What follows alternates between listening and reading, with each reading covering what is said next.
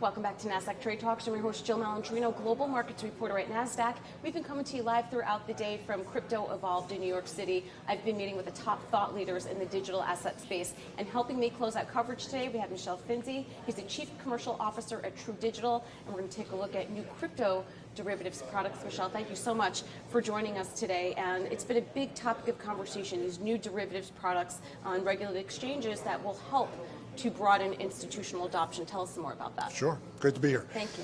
So begin by saying, in almost every asset class you can think of, fixed income, currencies, commodities, there's a spot market and a derivatives market that coexist very symbiotically. The derivatives market is often a lot larger than the spot market and accommodates a lot of different product types: listed, over the counter, cleared, uncleared, physically deliverable, cash.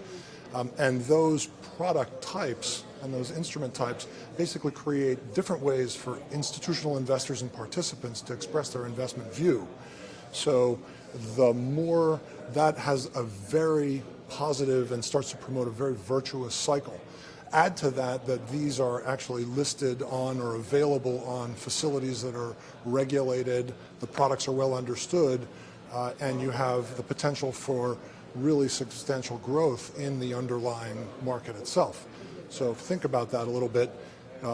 More people can get access to invest, express their investment thesis in a lot of different ways, have confidence in so doing.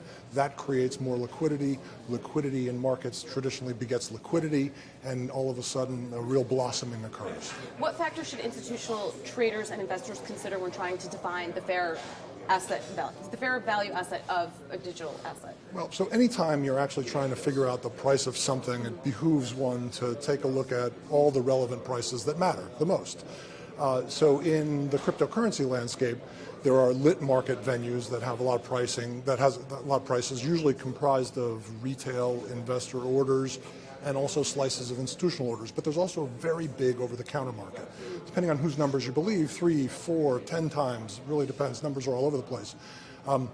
And so the ability to actually tap into that, the issue with that is that there isn't any orders and trade information that you can get. So what we did is we actually, about a year ago, reached out to a bunch of the market makers to try and get them to encourage them to stream prices into an institutional size of the over-the-counter market to create a reference rate that people would use for net asset value calculations, mark-to-market calculations, and other purposes.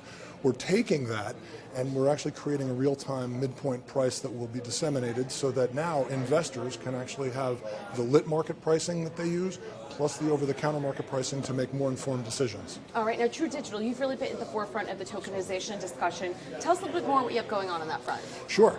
So a big part of our business is an asset agnostic and segment agnostic tokenization and payments platform.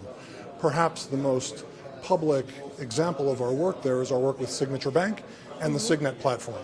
So in this particular deployment, what we've done is working with Signature has created a way for their customers to digitize dollars on deposit and actually transfer and send and receive payments from one another in real time, 24/7, 365, all instantaneously.